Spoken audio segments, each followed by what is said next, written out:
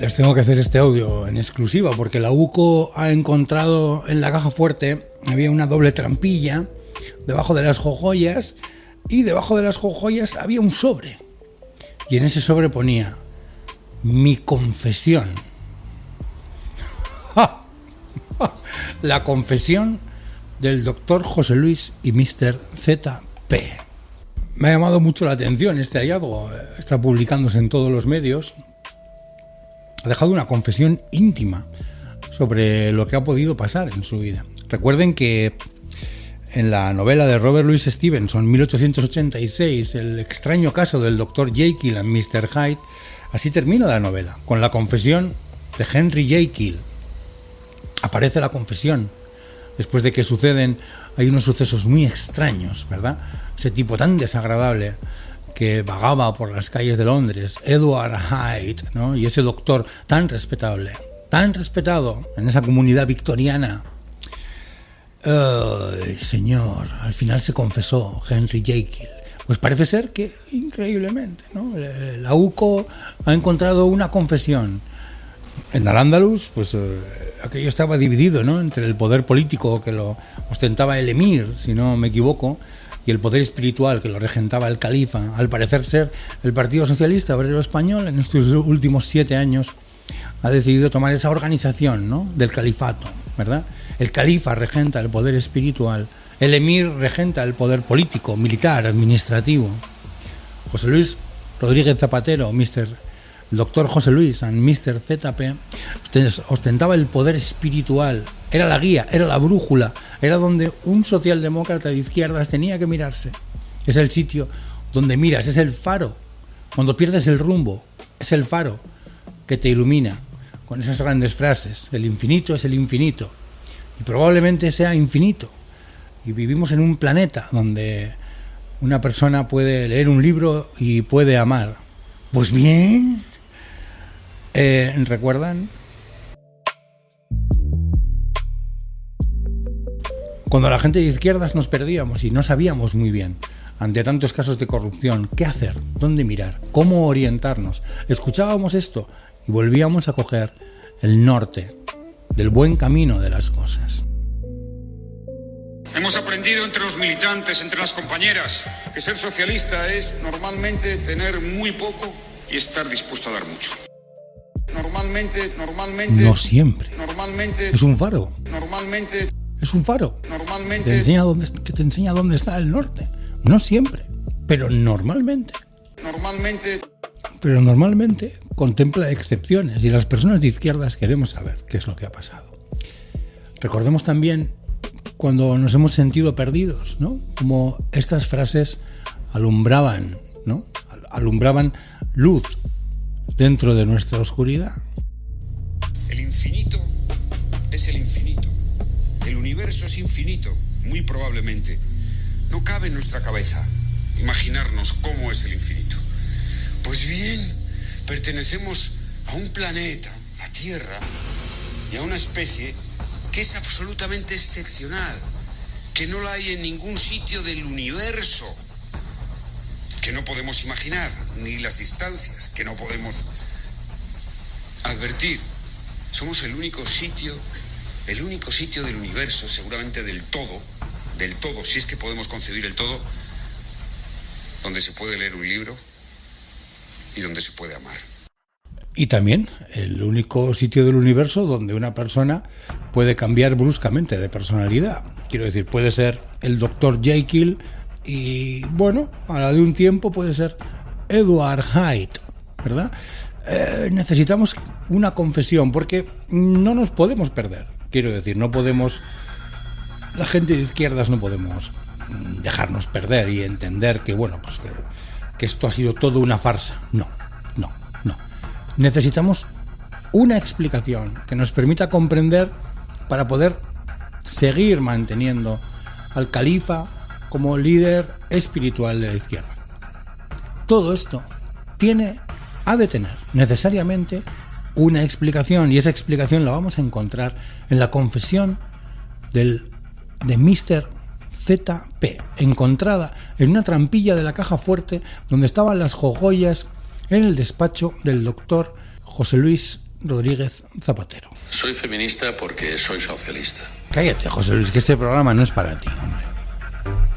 No, quieto. Moción de censura a favor de la recuperación de la normalidad de nuestra vida pública.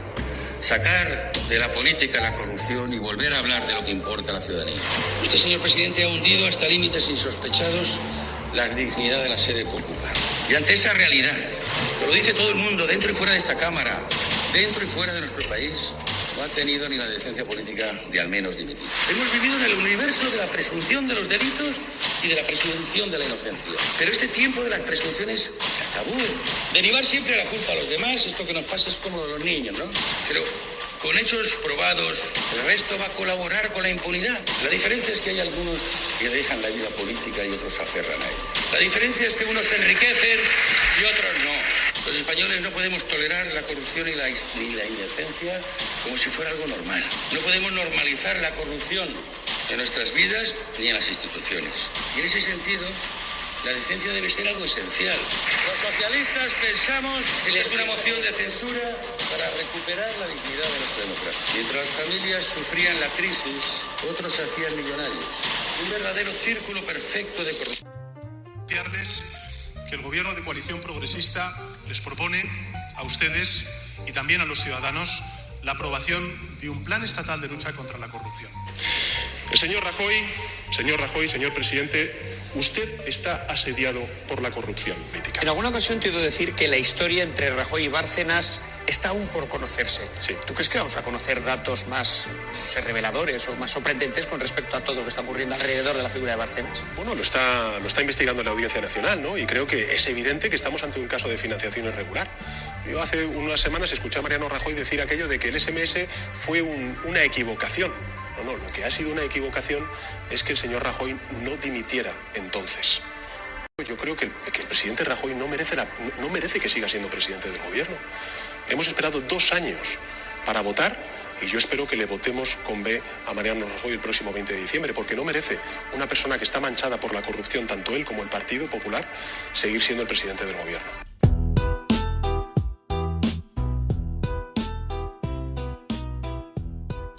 Y la lucha contra la corrupción, señor Rajoy. También. Es que usted no la menciona, pero yo quiero hablar de corrupción, señor Rajoy, porque usted cuando envió ese SMS a Bárcenas tuvo que dimitir. Y usted no debía seguir siendo presidente del gobierno y tampoco ser candidato a la presidencia del gobierno. Usted debía haber dimitido, asumir la responsabilidad en primera persona y haber abandonado la presidencia del gobierno, señor Rajoy. Mire, causa la verdad es que sonrojo, cuando no indignación, recordar algunas de las cosas que han pasado durante estos últimos 4 años. Mire, en el año 2009, un poquito más atrás, usted convocó una rueda de prensa cuando salió todo el escándalo Gürtel y convocó a todos los medios de comunicación y puso detrás a todos los líderes del Partido Popular para denunciar una supuesta conspiración judeo-masónica de jueces, de fiscales, de policías y también del gobierno de entonces frente al Partido Popular. Luego, señor Rajoy, lo que usted ha hecho ha sido enviar mensajes a un delincuente político como Luis Bárcenas para intentar calmarlo y que no diga las cosas que ha hecho durante estos últimos años. Hay que recordar, señor Rajoy, que usted nombró a Luis Bárcenas gerente, le ascendió a tesorero y luego a senador del Reino de España. Soy feminista porque soy socialista.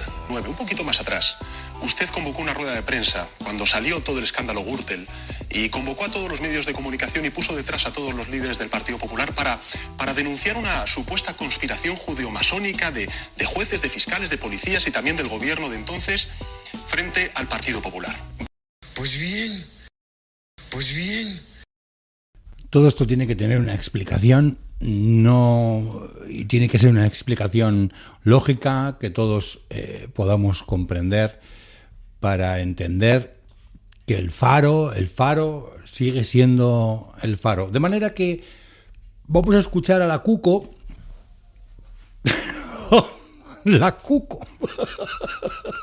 que se ha encontrado la confesión del doctor ZP en la caja fuerte. Bueno, ha estado bien la introducción, ¿verdad? Vamos con la confesión de el doctor José Luis y Mr. ZP. El doctor José Luis Rodríguez y Mr. ZP.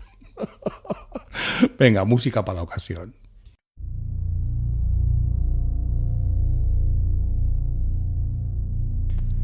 Nací en la política convencional. Convencido de que las palabras podían transformar la realidad. Creí, quizá con la ingenuidad de quien confía demasiado en la razón, que el diálogo era una fuerza superior al conflicto y que la historia avanzaba lenta pero inexorablemente hacia sociedades más abiertas y más justas. La diosa Fortuna me condujo a responsabilidades que nunca imaginé alcanzar. Fui elevado a una posición desde la que cada gesto adquiría un significado distinto y cada silencio se convertía en una declaración. Pronto descubrí que el poder posee una naturaleza doble. Existe el poder visible, el de las leyes, discursos, parlamentos, ruedas de prensa. Pero existe también otro poder, menos evidente, el de las relaciones personales, la influencia discreta, las conversaciones fuera de foco y los puentes tendidos entre mundos que jamás se reconocen en público. Durante años pensé que ambos podían convivir sin contradicción. Me equivoqué. Porque cuanto más tiempo pasaba entre jefes de Estado, asesores, empresarios, diplomáticos, líderes de distintas latitudes, más y más difícil me resultaba distinguir dónde terminaba la convicción y dónde empezaba la estrategia. Quise ser el hombre del acuerdo y acabé descubriendo que toda mediación exige un precio. Quise hablar con quienes nadie quería escuchar y terminé escuchando cosas que jamás podría repetir. Quise evitar conflictos. Pues bien. Si alguna vez he sido dos hombres, no ha sido por maldad, sino por una vieja ilusión, la de creer que se puede caminar simultáneamente entre la fantasía del idealismo y el poder, sin que uno termine contaminando al otro. Ese fue mi experimento. Y como todos los experimentos políticos, sus consecuencias escaparon pronto a mi control. Pues bien. Cuando abandoné el gobierno creí que abandonaba el poder. ¡Qué ingenuo! El poder institucional tiene fecha de caducidad. Un día abandonas tu despacho, entregas tu cartera, se apagan los focos y otros ocupan el lugar que uno consideraba propio. Pero existe otro poder que no se deposita en las urnas, ni se recoge en los boletines oficiales. Es el poder de la agenda, del teléfono que sigue sonando, de la palabra que aún conserva valor en determinadas capitales. El poder de ser recibido donde otros necesitan solicitar audiencia. Descubrí entonces que el expresidente es una criatura extraña.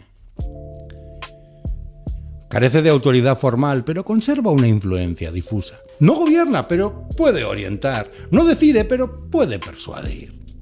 Y ese territorio ambiguo me resultó embriagador. Comencé a viajar con frecuencia. Hablaba con líderes que despertaban admiración en unos y tal vez rechazo en otros. Me convencí de que precisamente por eso era necesario mantener abiertos los canales de comunicación. Me repetía que el diálogo era siempre preferible al aislamiento. Quizás lo sigo creyendo, pero hay una frontera difícil de percibir cuando uno se acostumbra a vivir entre mediaciones. El instante exacto en que deja de actuar como observador y empieza a formar parte del escenario. Cada encuentro que tenía con Nicolás Maduro añadía un nuevo matiz a mi visión del mundo.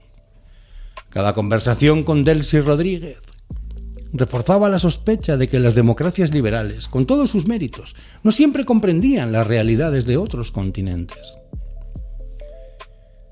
Empecé a escuchar con mucha atención palabras que antes me parecían ajenas. Guerra mediática, poderes fácticos, lawfare, soberanía narrativa, máquina del fango. No las adopté de inmediato, las estudié, las reflexioné. Descubrí que ofrecían una explicación sencilla para problemas complejos. Toda persona que ha conocido el poder siente en algún momento la tentación de creer que las resistencias que encuentra no son fruto de sus errores, sino de fuerzas invisibles que operan en su contra. Tal vez sea una idea peligrosa. Porque una vez que aceptas que existen enemigos ocultos en todas partes, acabas viendo conspiraciones donde antes solamente había discrepancias. que podían solucionarse con el diálogo. Cuando eso ocurre, la crítica deja de ser una advertencia útil para convertirse en una agresión que debe ser neutralizada. No sé cuándo comenzó exactamente esa transformación. Pues bien. Lo único que sé es que, sin advertirlo, empecé a sentirme más cómodo entre quienes cuestionaban las instituciones occidentales que entre quienes las daban por sentadas. Ese fue el momento en que mi experimento se me empezó a ir de las manos. Pues bien. Al principio, esa nueva voz que había surgido en mí solamente era un susurro. No negaba los principios que me habían guiado durante años. Simplemente les daba otro enfoque. Donde veía controles institucionales, empecé a ver resistencias al cambio. Donde reconocía la función crítica de la prensa, empecé a sospechar de intereses ocultos. Donde aceptaba la independencia de jueces y funcionarios como una garantía indispensable, empecé a preguntarme ¿quién vigila al vigilante? La transformación no fue brusca, pues nunca lo es. Nadie se despierta una mañana dispuesto a cambiar las reglas que ha defendido toda su vida.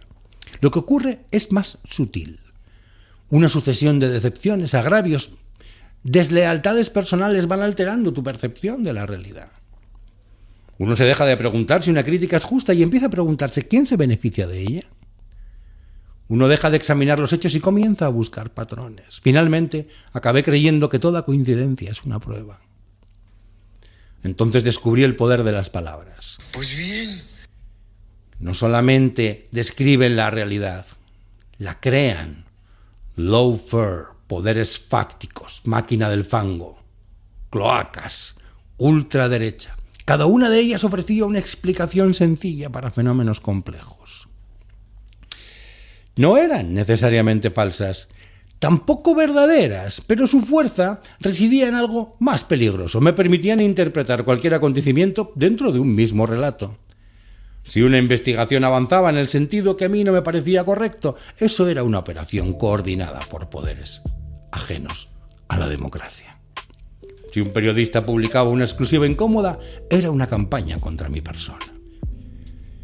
Si un juez tomaba una decisión desfavorable, era la prueba de una estrategia aún mayor. Poco a poco, la excepción se convirtió en norma y la sospecha en método. Aún hoy me pregunto si fui yo quien eligió aquel lenguaje, o si fue aquel lenguaje el que terminó eligiéndome a mí. No existe refugio más confortable para quien ha conocido el poder que la convicción de que jamás perdió apoyo por sus errores, sino por las fuerzas invisibles que se conjuraron contra él. Ese fue el instante en que comprendí que mi experimento había llegado a una fase irreversible. Ya no intentaba comprender el sistema. Comencé a desconfiar de él. Hubo un nombre que me persiguió más que cualquier derrota. Bambi. Al principio me hacía gracia que me llamasen Bambi. Comprendía la intención de quienes lo pronunciaban. Veían en mí un hombre tranquilo, afable, cortés, inclinado al acuerdo y alejado de la teatralidad del poder. Pero las palabras dejan huellas. Bambi, Bambi, Bambi. Aquella etiqueta repetida durante años se acabó convirtiendo en una jaula. Con el tiempo me empecé a preguntar si quienes me llamaban así confundían mi serenidad con la debilidad, mi paciencia con la ingenuidad y mi capacidad de diálogo con la renuncia. Descubrí entonces una emoción que apenas había reconocido en mí mismo: la ira.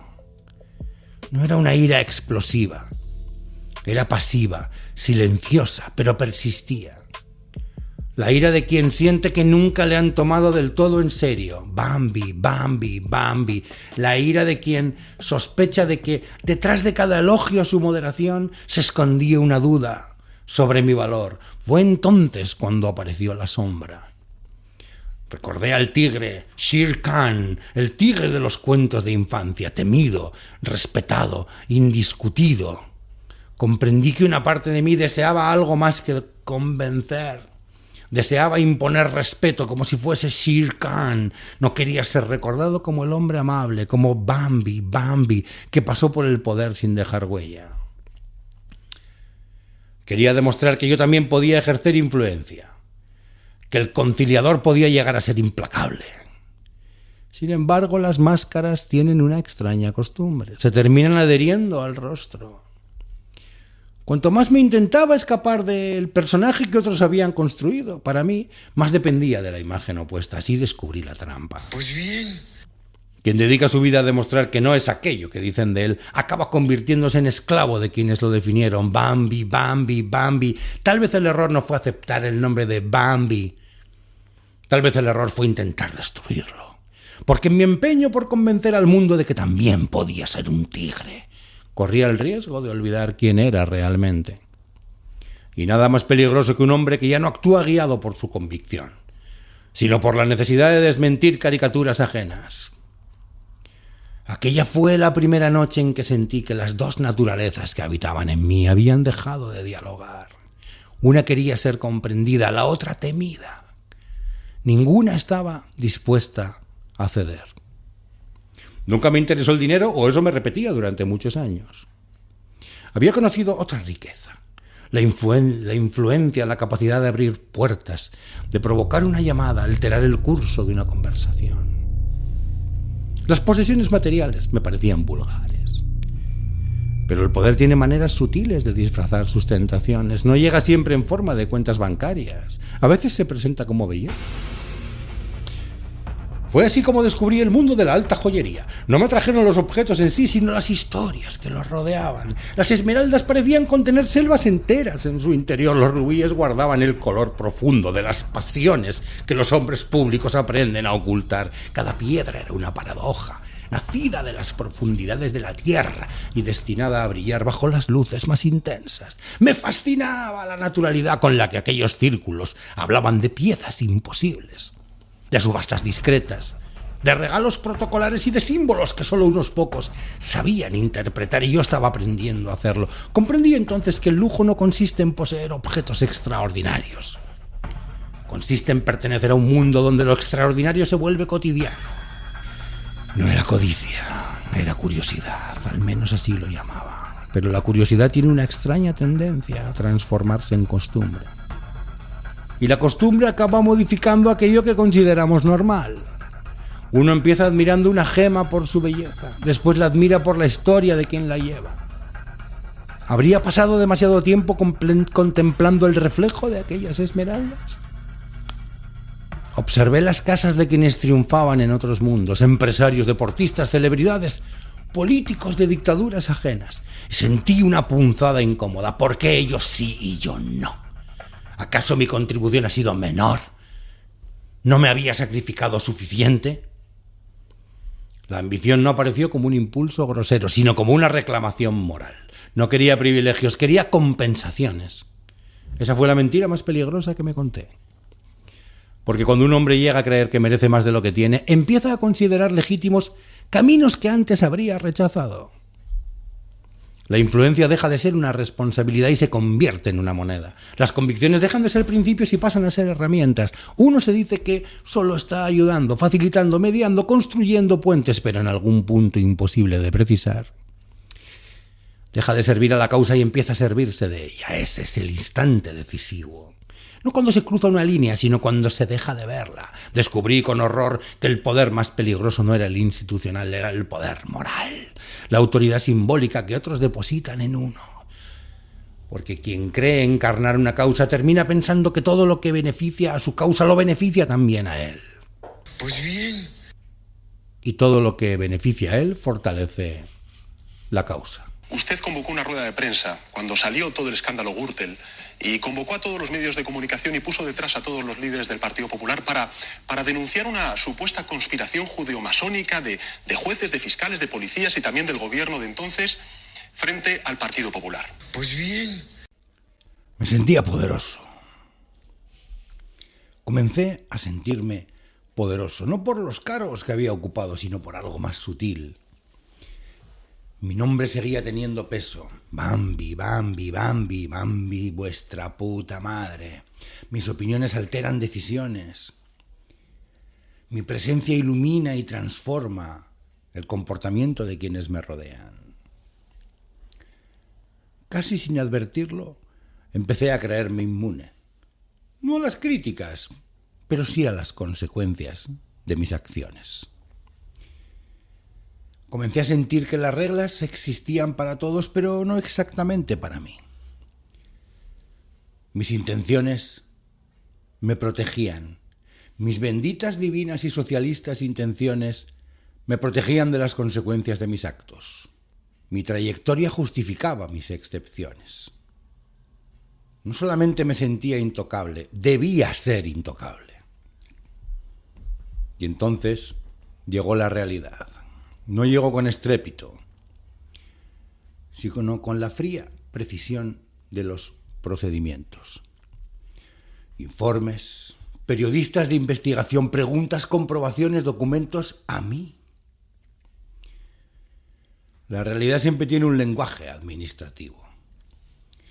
Siempre exige explicaciones. A mí ya no era Bambi, ahora era Sir Khan. Ahora iba a coger todo lo que me merecí. Comprendí entonces que, a base de tanta pregunta, tal vez ninguna red de relaciones, ninguna reputación y ninguna narrativa política podía sustituir indefinidamente a los hechos. Y por primera vez en muchos años sentí una emoción que creía olvidada. No era miedo, era algo más profundo.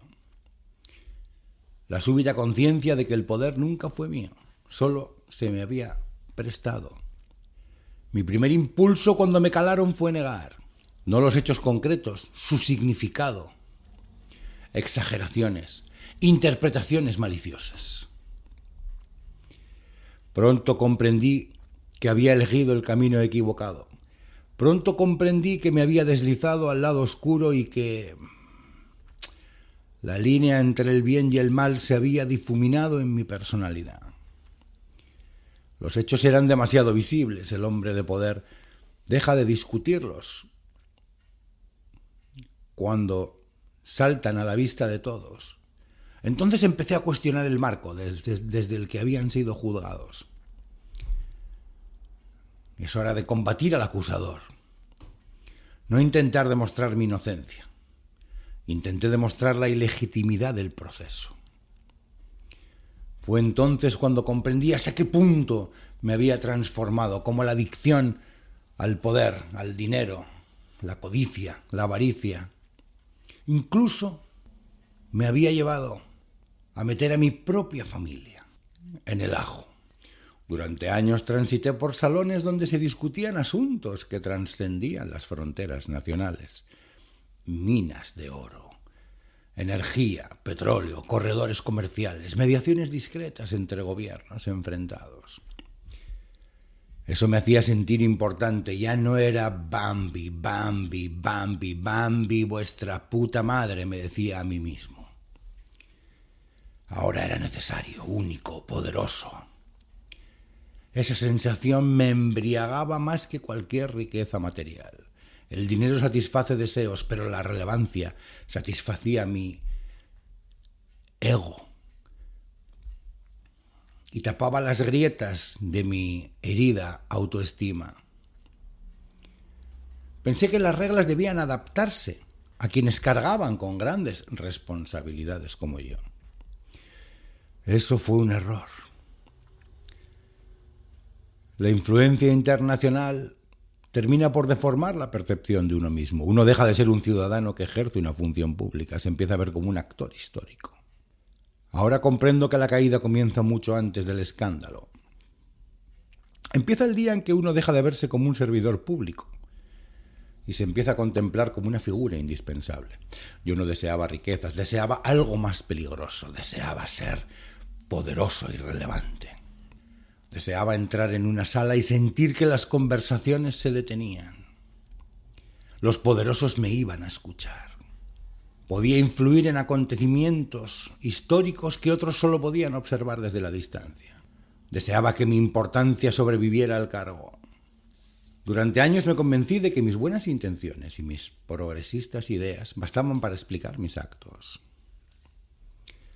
Descubrí que es posible utilizar las convicciones para ocultarse de uno mismo. La ambición, la vanidad, el reconocimiento, el deseo de ser admirado, la necesidad de sentirse uno excepcional.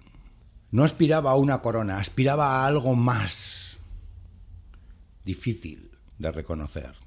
Ya no era Bambi. No, era el tigre que se iba a comer a Mowgli. Y sin embargo, ahora me siento como ese tigre metido en una red intentando zafarse de ella. Después de mis largas correrías por la selva de las dictaduras internacionales, siendo una persona relevante, poderosa, con chalets, joyas, influencia. Solamente me queda aceptar mi destino y recluirme como Carlos V en algún monasterio, pasando al ostracismo social que bien me he merecido. ¿Se me recordará por lo bueno? Pues muchas cosas buenas hice. ¿O se me recordará por lo malo? Eso ya no lo sé. Lo que sí puedo decir es que durante un tiempo de mi vida conseguí ser esa persona que siempre quise ser. Ahora toca pagar las consecuencias. Mala suerte, dirán algunos. Justicia poética, dirán otros. Pues bien. Hay una cosa, pues bien. Pues bien. Aquí el tipo ha cogido 54 millones de euros, que al cambio vienen a ser alrededor de 8.000 millones de las antiguas pesetas. Está bien para que nos orientemos, ¿eh? 8.000 millones de las antiguas pesetas. No está mal, ¿eh? 54 millones de euros y se las ha dado a una aerolínea de amiguetes, de nuestros impuestos. Ese dinero no va a ser devuelto nunca. ¿Para qué? Pues Bambi, que no es Bambi, es Shere Khan, ¿vale? Siempre llevo dentro a Shere Khan. Para llevarse de ahí 1 o 2 kilitos, ¿vale? 1 o 2 millones de euros y así poder comprarse un chalet nuevo o unas joyas. No sabemos si tiene algún fetiche, que él en su despacho a solas se pone las joyas caras y de ese modo se alivia, o no sabemos muy bien, ¿vale? No sabemos muy bien, pero son joyas muy caras, ¿vale? Joyas muy caras que no están al alcance de ninguno de nosotros. Bien, todo está sufragado con el dinero de sus impuestos. Lo digo porque, más allá de la coña, de la confesión del doctor Mr. ZP, el doctor José Luis Rodríguez y Mr. ZP, tiene poca gracia. Estos asuntos no tienen ninguna gracia, ¿saben? Porque para juntar 54 millones de euros, no sé los impuestos de cuántas personas hay que juntar. Las personas de izquierdas también trabajan. ¿Les parece que en este país solo trabajan las personas de derechas? ¿No? Los de izquierdas no trabajan, no pagan impuestos. Claro, esta es la pregunta que uno tiene que hacerse, ¿no? La corrupción es tan vieja como el pantalón de pana o la prostitución. No es nada nuevo. Está en el poder y está en todas partes. Bien, vale, ¿y qué? ¿Y a mí qué me cuentan con eso? La guerra también. Y no por eso podemos mirar para otra parte. Cuando una sociedad muestra indiferencia ante el hecho de que, en este caso, 54 millones de euros de nuestros impuestos durante la pandemia, cuando nos moríamos como chinches. Este tipo y el que era feminista porque era socialista estaban dedicándose a trapichear con el dinero de nuestros impuestos. Claro. Ahora estamos en época de declaraciones de la renta, ¿verdad? Bueno, yo he tenido que pagar mucho dinero, ¿vale? Adecuadamente. Bueno, mucho dinero que he pagado durante el año, ¿vale? En este año la declaración, si tengo suerte, se me va a quedar en cero. Bien, todo ese dinero que he puesto ha ido al rescate de Plus Ultra. Para que de ese rescate de Plus Ultra al señor Zapatero le entren 1 o 2 millones, ¿vale? Confesiones ni hostias. Si esto lo hubiese hecho alguien del Partido Popular, las personas de izquierdas estarían manifestándose multitudinariamente, exigiendo dimisiones, y no harían falta pruebas para los juicios. No sería necesario. Con un indicio, con lo que hemos visto sería muchísimo más que suficiente para que hubiese manifestaciones todos los días. Ahora bien, si te roban los tuyos, entonces no te mueves. Esto es un tema alarmante. Como modelo de sociedad, esto es un tema alarmante. La pregunta sería, ¿por qué sucede esto, ¿no? ¿Por qué la indignación en las sociedades occidentales democráticas modernas, concretamente en nuestro país, es selectiva? Es decir, si me roban los míos, no protesto. Solamente protesto si me roban los otros. Esto es una vergüenza. Es decir, si cualquiera de los casos de corrupción que asolan al gobierno actual lo hubiese hecho alguien del Partido Popular, la gente de izquierdas ardería de indignación. La pregunta es, ¿por qué no arden de indignación ahora? Cuando esos 54 millones de euros del rescate de Plus Ultra no han ido a la sanidad, no han ido a la planta de oncología infantil, no, han ido al bolsillo de unos amigos de José Luis Rodríguez Zapatero. Para que de esos 54 millones, como ponía en un SMS o en un WhatsApp de esos, vamos a follar, pero vamos a tener que pagar un poquitín. Es decir, que de los 54 kilos va a haber que soltarle un par de kilitos a José Luis Rodríguez. Este tipo era el faro de la izquierda, ¿no? ¿Qué nos puede sugerir esto, ¿no? Dices, este hombre se ha transformado, como dice él en su confesión, o como dijo Íñigo Errejón, ¿no? Que es el pobre de él, ¿no? Claro, que en esta vida neoliberal el personaje se comió a la persona, ¿sabes? O sea, él era muy bueno, como José Luis Rodríguez, pero el mundo le ha hecho malo. Soy corrupto porque el mundo me ha hecho así, ¿verdad? Porque nadie me ha tratado con amor, manda cojones, ¿no? Y a los críos que están en la planta de oncología infantil, ¿les falta de algo? Porque igual les falta algo para que José Luis pueda aliviarse poniéndose joyas de 300.000 euros. No sabemos. No sabemos si es algún fetiche, si no. Pero sabemos que el ánimo era malo, ¿verdad? Se fue a una joyería porque quería saber cuánto valían esas joyas que tenía. Le dijeron, bueno, tráeme los certificados y lo valoramos. Ah, sí, ahora vuelvo. Nunca volvió. Yo creo que las sociedades democráticas tienen que hacer un examen de conciencia, ¿no? Oiga, ¿usted qué principios tiene? ¿Usted tiene algún valor? ¿Usted tiene valores? ¿Tiene principios? ¿Tiene alguna idea propia? ¿O es usted como Groucho Marx, ¿no? Que tiene unas ideas, pero bueno, al momento siguiente puede tener otras. Que tiene unas emociones y unos sentimientos, pero al momento siguiente puede tener otros. ¿Qué le pasa?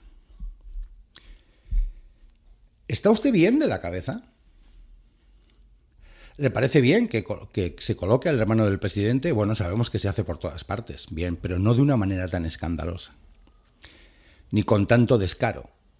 ¿Esto le parece bien? Porque su propia hija o su propio hijo podría haber hecho estudios de música y querer aspirar a una plaza de este tipo, después de haber estado estudiando toda la vida, y merecérselo más que nadie, y tener una trayectoria académica, personal y profesional de tomo y lomo. Bien, pues se ha quedado en la puta calle, dando clases de piano en casa, porque ese puesto de trabajo ha sido para el hermano del presidente. ¿Por qué? Porque es el hermano del presidente. Y a la gente de izquierdas esto les parece bien. Mantienen su disciplina de voto. A pesar de que José Luis Rodríguez Zapatero ha resultado ser un estafador, un corrupto estafador, que David Sánchez es un jeta y un sinvergüenza, porque no solamente quería cobrar dinero de los impuestos que paga usted y que pago yo, no solamente es eso, no. Es que además de eso, lo primero que hizo no fue mirar dónde estaba el despacho, fue mirar cómo colocar su domicilio fiscal en Portugal para pagar menos impuestos. Y no solamente eso, como no quería estar en Portugal, lo único que quería era pagar menos impuestos, el jeta y el sinvergüenza de él, sí, parece Forrest Gump, pero no le falta, para trapichear no le falta ningún hervor, ¿eh? Por sus frutos los vais a conocer. Se fue a Moncloa, estuvo 6 meses en Moncloa metido, porque no quería estar en Portugal, quería pagar menos impuestos. Y a su hermano, que es el presidente del gobierno, le pareció bien. Y a la gente de izquierdas esto le parece normal. y lo protege y lo defiende porque el Partido Popular también lo hace. Bueno, primero que no me consta que un escándalo de este tipo haya sucedido en el Partido Popular. Han sucedido otros.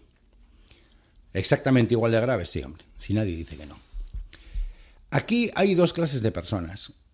Y yo creo que convendría que predominasen las del tipo A.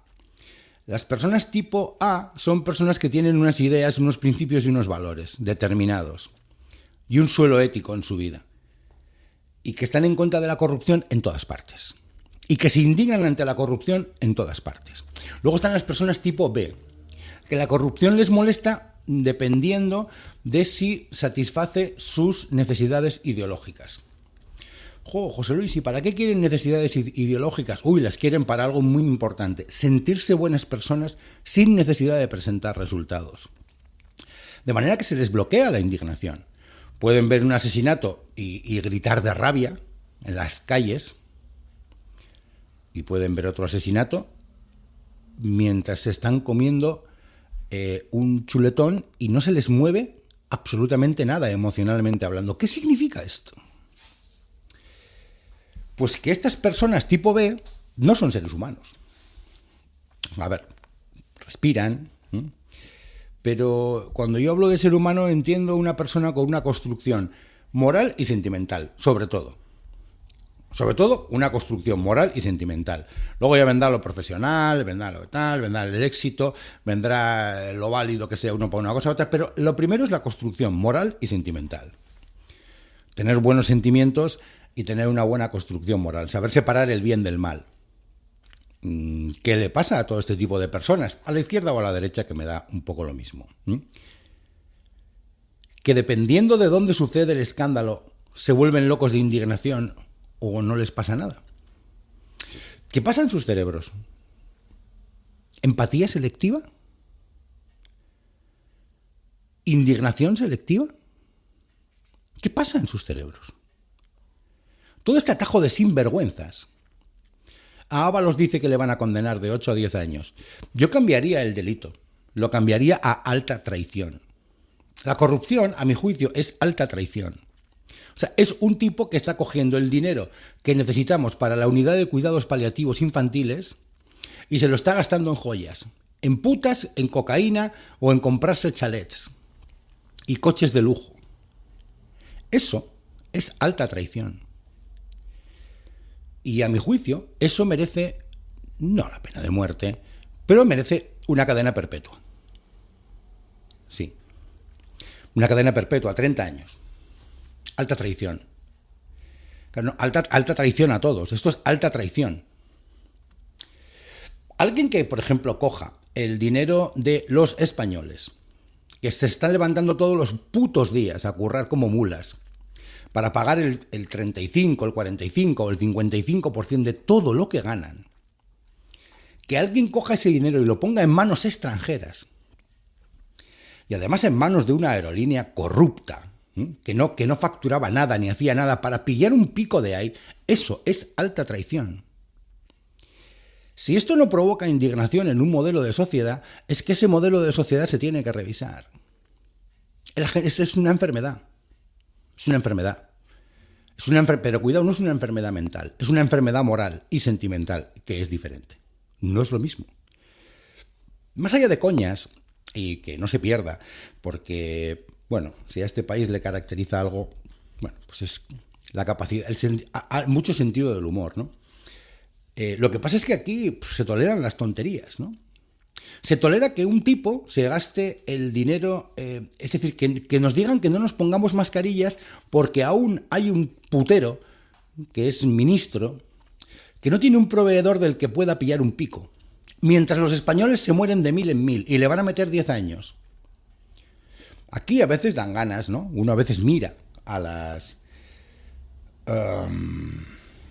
dictaduras teológicas, ¿no? Musulmanas, y dan ganas de, bueno, de observar en la televisión, ¿no? Esos 100 latigazos o algo de esto, ¿no? Claro, visceralmente dan ganas de esto, ¿no? Y no que estén en una cárcel a lo Pablo Escobar, de puta madre en Soto del Real, de puta madre con piscina, gimnasio, lectura, no sé qué, bien comidos, bien alimentados. Que se pasen ahí 8 añitos y luego que salgan con toda la pasta que se han llevado. Sí, esto es una indignidad. Dices, bueno, es que como lo hacen los de la izquierda me da igual, porque eres subnormal, en el sentido despectivo de la palabra. Eres un subnormal moral, intelectual y sentimental. Eso es lo que te pasa. Eso no te pasa ninguna otra cosa. Si cuando alguien te dice, oye, ¿estás viendo esto que ha pasado? Dices, los otros hacen más, es que eres un subnormal moral, intelectual y sentimental. No tienes alma, no eres persona. Eres un personaje del 3 al 4. Miserable. Una persona miserable. O estás cobrando también, con lo cual eres lo puto peor que hay. Coger el dinero de los impuestos, el dinero del bote, y dárselo a alguien externo para llevarte tú un pico, eso no es corrupción, eso es alta traición. Pero ¿alguien tiene dudas? O sea, ¿alguien tiene dudas? ¿A raíz de que la mujer del presidente del gobierno ha comenzado a hablar con grandes empresas, una cátedra allí en la Complutense, dirigiendo una cátedra? ¿Desde cuándo ha sucedido eso? Desde que su marido es presidente del gobierno. A la cárcel. A la cárcel. Porque eso es otra vez lo mismo. Es usar el dinero de nuestros impuestos para satisfacer tus egoístas necesidades. Y no hay confesión que valga. Es alta traición, no es corrupción, es que la corrupción es alta traición, es una cosa muy grave, porque una cosa es que yo le quite a usted algo, bueno, te lo quito a ti a nivel individual, pero cuando se lo quitas a todos, cuando mientras miles de españoles se morían y se iban muriendo familiares y la gente no podía ni siquiera ver a sus familiares muriendo, no se podían ni siquiera despedir, José Luis Ábalos y Koldo estaban trapicheando con mascarillas, aprovechando la circunstancia. Bueno, les van a meter 8 años. ¿Cómo que 8 años? Eso es alta traición. Quiero decir, no sé si hay algo peor. En cualquier sociedad antigua, miren, en Palestina, cuando terminó el conflicto, los palestinos y gente de Hamás estaban ajusticiando a gente, pero los pegaban 2 tiros en... Hombre, ¿cómo están haciendo eso? ¡Qué salvajes! ¿Saben por qué? Porque mientras Israel bombardeaba Palestina, y allí no tenían ni agua, ni para comer, ni un plato de lentejas, había un grupo por allí de pequeños mafiosillos intentando aprovechar la circunstancia para sacar a la pobre gente todo lo que tenían por un platito de lentejas. Claro, bueno, igual es que se han vuelto malos. Salió un médico, recuerdo, en el programa Horizonte, salió un médico palestino y dijo, no, es que hay que matarlos porque han hecho esto. Claro, no puede haber una traición más grande a un pueblo, es imposible. O sea, cuando el pueblo está sufriendo y lo está pasando mal, ellos aprovechan la circunstancia para... Y además gente del pueblo, porque si es un extranjero, bueno. No, gente de la propia tribu. Y los iban matando, los iban ajusticiando, los iban enganchando. Este ha sido, y los pegaban 2 tiros y a tomar por culo. Dices, hombre, José Luis, igual eso no hay que hacer. No estoy a favor yo de matar a nadie, las cosas como son. Pero desde las vísceras, bueno, para no matar a nadie lo que hay que hacer es reformar las leyes, ¿no? Y llamar a la corrupción alta traición. Eso es alta traición. Desviar el dinero. Que está la gente currando como mulas, con el agua al cuello, porque no les llega la pasta, con la lengua que no saben ni que no llegan, y encima pagando religiosamente cada uno de los euros que tienen que pagar. Para que un sujeto de izquierdas o de derechas coja ese montante y se lo lleve, Santos Cerdón, lo mismo, el dinero que ponemos de los impuestos, pues para obras que hacen falta, ¿no? Para mejorar carreteras, Bien, todos entendemos que ese dinero hay que ponerlo y que está bien empleado ahí. No, este tío está haciendo exactamente lo mismo. Quedarse ese dinero y sale como un pollo. Sale como un pollo por ahí, el gordo ese, ¿no? Otra cosa, ¿por qué son todos tan feos? ¿Se han dado cuenta de que la fealdad, ojo con la fealdad, porque, hostia, Santos Cerdán es feo como un demonio? El Zapatero es muy feo. O sea, no es un tío guapo. No es un guaperas. El único guaperas es el presidente del gobierno. Ábalos es un tío, vamos a ver, o sea, es el típico, pues eso, el típico puterillo tripón que aparece, pues eso, en una zona de prostitución de bajo rango, tomando copas y fumando cigarros. Ese es. Coldo, otra belleza de la naturaleza. No, y siga pensando, ¿no? Siga pensando.